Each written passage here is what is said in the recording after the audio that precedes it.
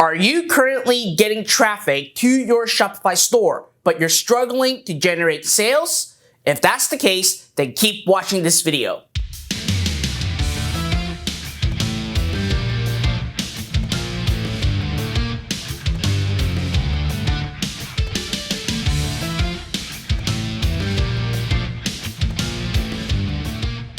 What is up everybody, Fred Lam here, and welcome to my YouTube channel where I share everything on how to build, grow, and scale an online business. Now, in today's video, I'm going to go specific to help those that are currently dropshipping on Shopify, or maybe you are selling your own products with a Shopify store. Because I'm going to go into detail on sharing with you exactly what are the top 5 things that can destroy your sales almost instantly, making you not able to generate any revenue for your Shopify business. But before we actually get into this, make sure that you smash the like button, subscribe to my YouTube channel, and hit that notification bell so that each time I release a brand new video, you're gonna get notified right away. So over the past several years, I've reviewed literally over thousands, and I mean thousands of Shopify stores. And it came to my attention that there is a common denominator with a lot of my students and other people when they are sharing their Shopify business with me for a review. And in this video, I kind of want to talk about what are the most common mistakes that a lot of beginners make when it comes to dropshipping with Shopify and how you can actually avoid it so that you can actually generate more sales with your business. So with that being said, let's really dive right into what are the top 5 things that can really destroy your Shopify sales.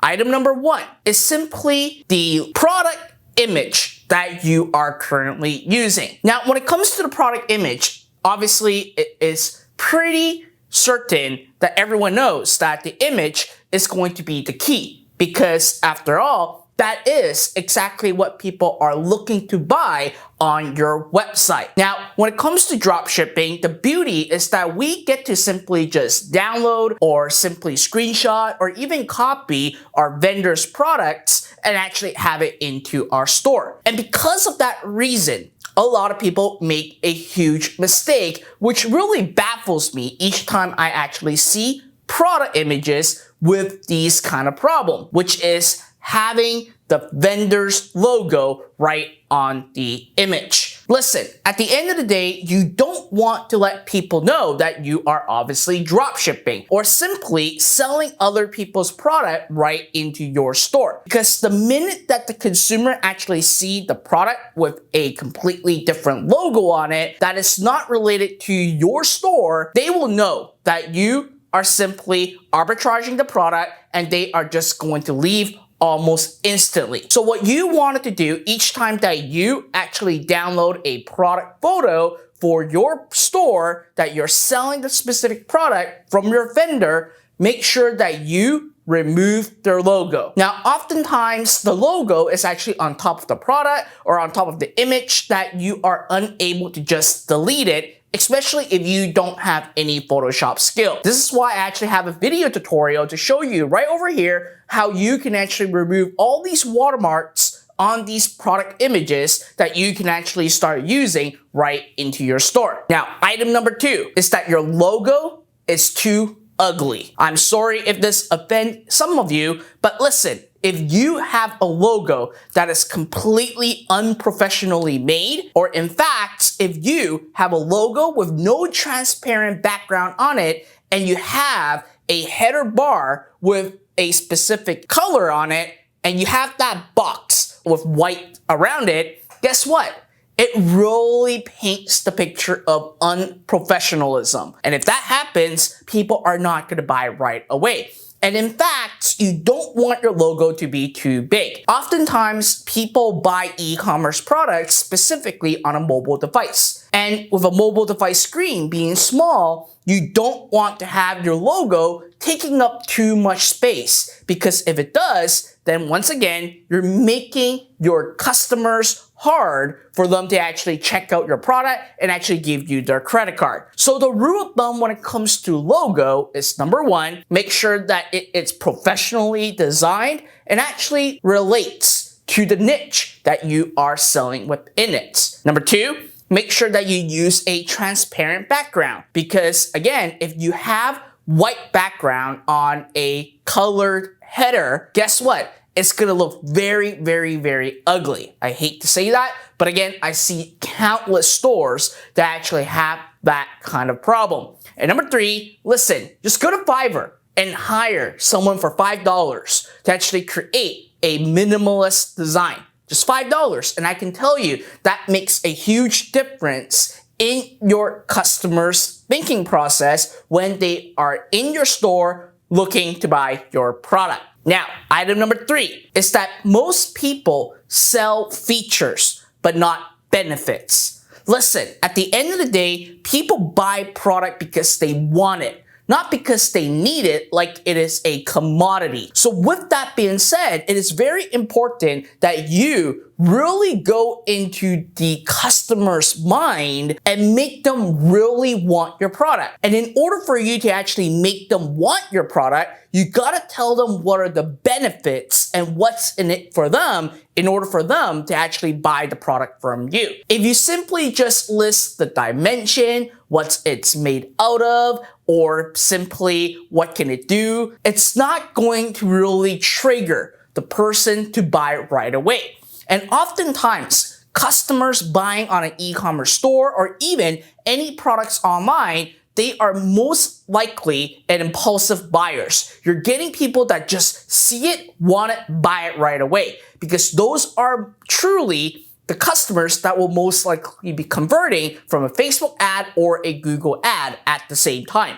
So when it comes to your product description, you want to make sure that you sell the benefit of the product and not the features. Now, one thing that I've basically discovered that does a phenomenal job when it comes to writing product descriptions based on benefits are simply Amazon sellers. They are super creative when it comes to selling the benefit of the product rather than the feature, which you definitely should check out.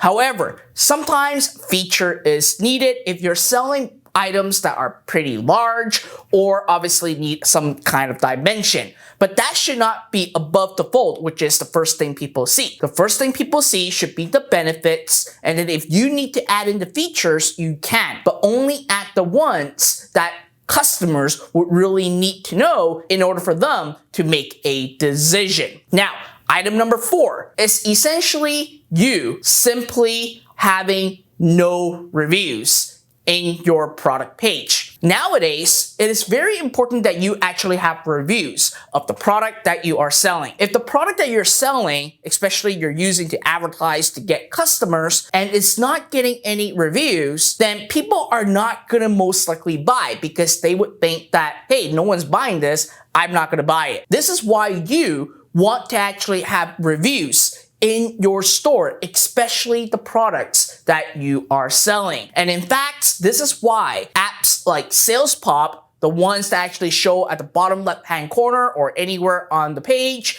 that actually say, hey, someone just bought this or someone just bought that, those works really well because it creates social proof, and it's kind of like a review that people are actually buying the product right in your store to add in the trustworthiness of your store. That's why it's important for you to actually have review. In fact, there are some apps in the Shopify app store that can also help you import reviews directly from your vendor's website at the same time. So it's important that if you are advertising a specific product, make sure that you have reviews on that particular page, because most likely people will be checking out and reading the reviews and seeing what other customers are saying about the product before they actually make their purchase. Now, the last part is pretty self-explanatory, but I do see a lot of stores that don't have it, which is number 5, Trust Badge. Trust Badge works really well when it comes to conversions and giving your customers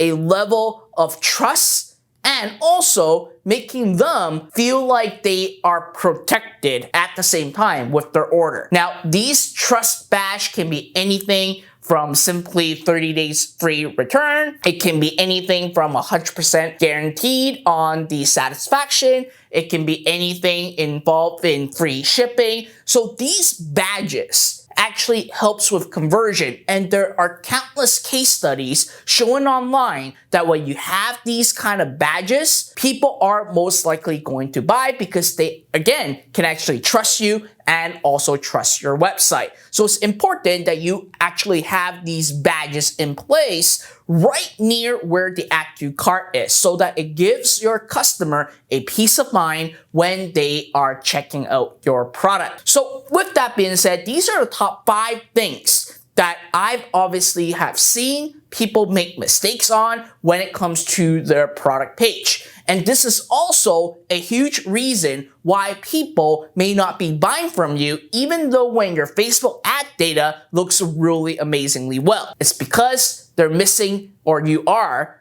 violating, these top 5 things that a lot of people are making that really destroy your sales. So with that, I hope that this really helped you out. And if you have seen yourself having any of these 5 things that I talked about, please fix it right away. And you are actually going to see an uplift in your sales almost instantly.